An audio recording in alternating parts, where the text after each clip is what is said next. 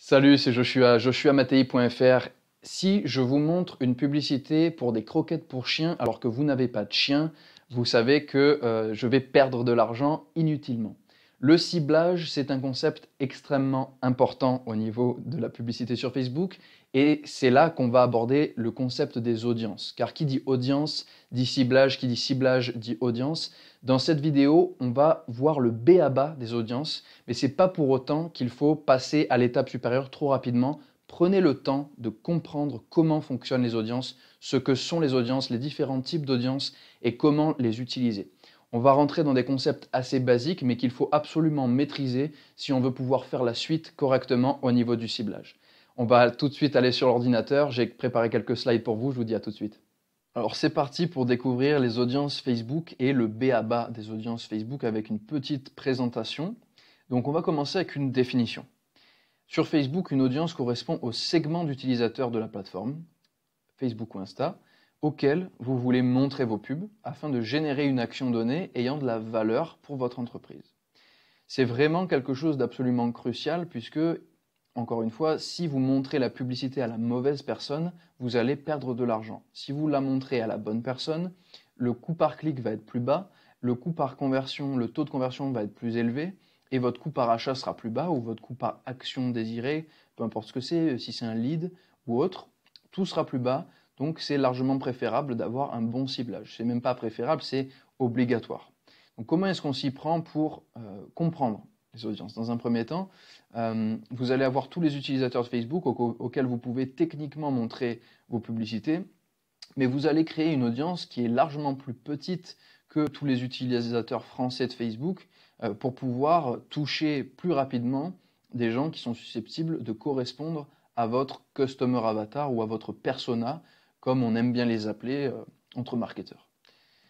Donc, que sont les audiences et surtout quelles sont les questions que vous allez devoir vous poser pour commencer à créer des audiences si vous n'avez rien, c'est-à-dire vous n'avez pas de liste de clients, vous n'avez pas de trafic sur votre site web, vous n'avez pas de pixels, vous n'avez rien, vous partez de zéro. Voici les questions qu'on va commencer par se poser. Qui est votre client idéal? Vous avez des clients, vous avez déjà des gens qui ont acheté dans votre entreprise, vous avez déjà aussi probablement des prospects. Essayez d'avoir une image de cette personne, d'avoir un nom peut-être que vous associez, un sexe, un âge, où est-ce qu'il vit, quels sont ses centres d'intérêt, quels médias consomme-t-il. En somme, c'est avoir une image, une représentation mentale de la personne qui achète déjà vos services et l'idée c'est de pouvoir projeter ensuite sur les utilisateurs de Facebook et trouver ceux qui ressemblent un petit peu à ça. Donc on va pouvoir utiliser aussi l'outil Audience Insights et ça sera aussi le sujet d'une autre vidéo sur comment utiliser cet outil Audience Insights pour trouver l'inspiration pour créer des audiences principales. Mais voilà un petit peu par où il faut commencer. Donc ça c'est principalement pour les audiences principales et voici ici les 3 types d'audiences que j'ai organisées dans ce sens-là et c'est aussi le sens dans lequel on va les aborder. On a les audiences principales, si vous partez de rien, c'est là qu'on commence. Ensuite, on a les audiences personnalisées et les audiences similaires. Donc on va rentrer dans le détail ici et les découvrir une à une et comment les utiliser correctement. Donc premièrement, les audiences principales, c'est le niveau le plus basique des 3. Vous allez peut-être l'imaginer comme, si vous connaissez un petit peu la publicité Facebook, comme audience sauvegardée, puisque c'est le nom du menu qui permet de créer les audiences principales, mais c'est ça le vrai mot qui correspond à ce type d'audience-là selon Facebook. Donc ça s'appelle les audiences principales et c'est le b.a.-ba. C'est vraiment, si vous n'avez rien, on part de là. Donc on va ici cibler en fonction des intérêts. Pour reprendre l'exemple des croquettes pour chiens, vous allez pouvoir cibler les gens qui ont un intérêt pour les chiens ou les animaux de compagnie, par exemple. Vous allez aussi être en mesure de cibler en fonction de la localisation. Vous allez pouvoir cibler une région particulière, un code postal particulier ou bien un rayon autour d'un point donné précis. Vous allez pouvoir cibler en fonction de la démographie. Vous allez pouvoir, par exemple, cibler des gens qui ont un employeur particulier, qui travaillent dans un certain secteur, voilà, le sexe aussi, l'âge.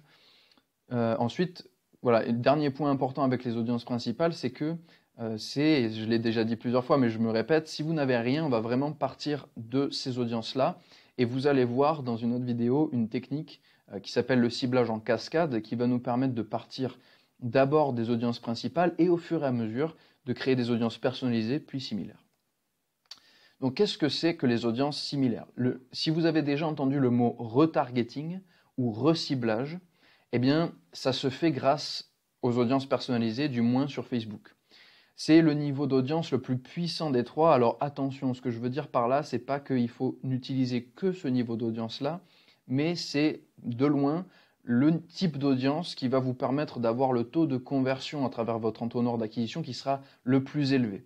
Si vous avez une campagne prospection où l'IA des audiences principales est similaire et une campagne à part avec des audiences personnalisées, une campagne de reciblage, vous allez voir que votre taux de conversion sur le site va passer de 1% à 10%.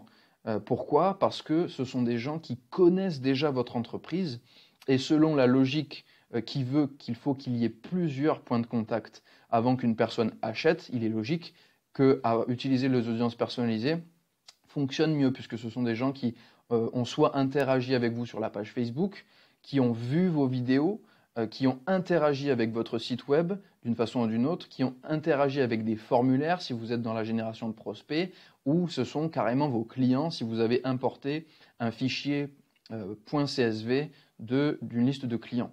Donc ça, c'est entre autres les sources les plus connues pour faire des audiences personnalisées.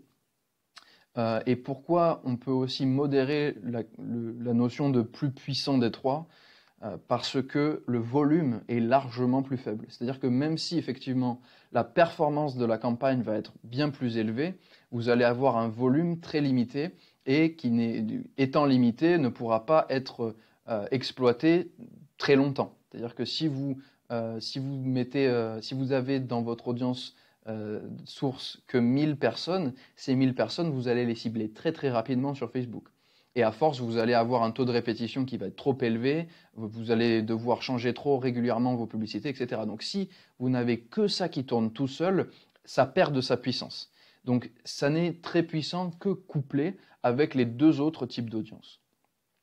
Comme je le disais, c'est particulièrement performant, elles sont limitées en volume. Voilà.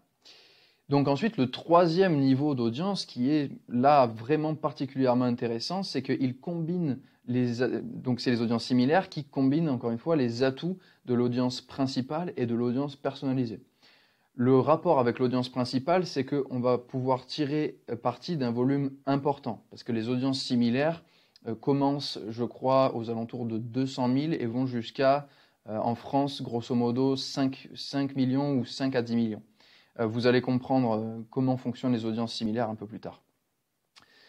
Et le rapport avec l'audience personnalisée, c'est qu'elle est créée, cette audience similaire, à partir d'une audience personnalisée. Donc, c'est-à-dire, si j'ai créé une audience personnalisée à partir d'un fichier client, d'accord? Donc, j'ai minimum 100 lignes, 100 clients dans mon fichier .csv. Donc, c'est un fichier Excel amélioré, on va dire. Et ça, je l'importe dans Facebook, dans mon Business Manager, pour diffuser de la publicité à mes clients.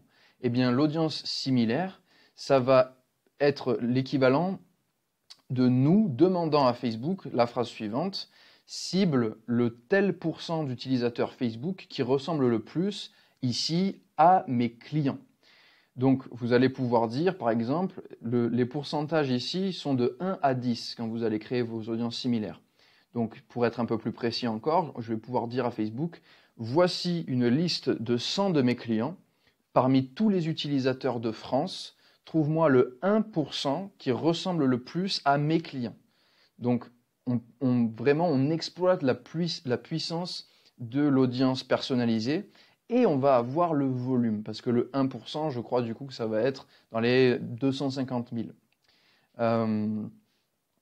Donc voilà les audiences similaires. Alors, un petit tableau qui, selon moi, permet de mettre un point final à cette approche très basique des audiences, mais qui est un tableau qui vaut son pesant d'or, entre guillemets. Comment utiliser les audiences dans vos campagnes? Donc ici, vous avez la campagne prospection et la campagne retargeting. j'aime toujours... Alors, ça ne veut pas dire qu'on a forcément dans un compte qu'une seule campagne prospection et qu'une seule campagne retargeting, mais vous allez en tout cas séparer ces deux entités-là. Pourquoi? À cause du volume. Donc, au niveau des campagnes de prospection, on va avoir l'audience principale et on va avoir l'audience similaire.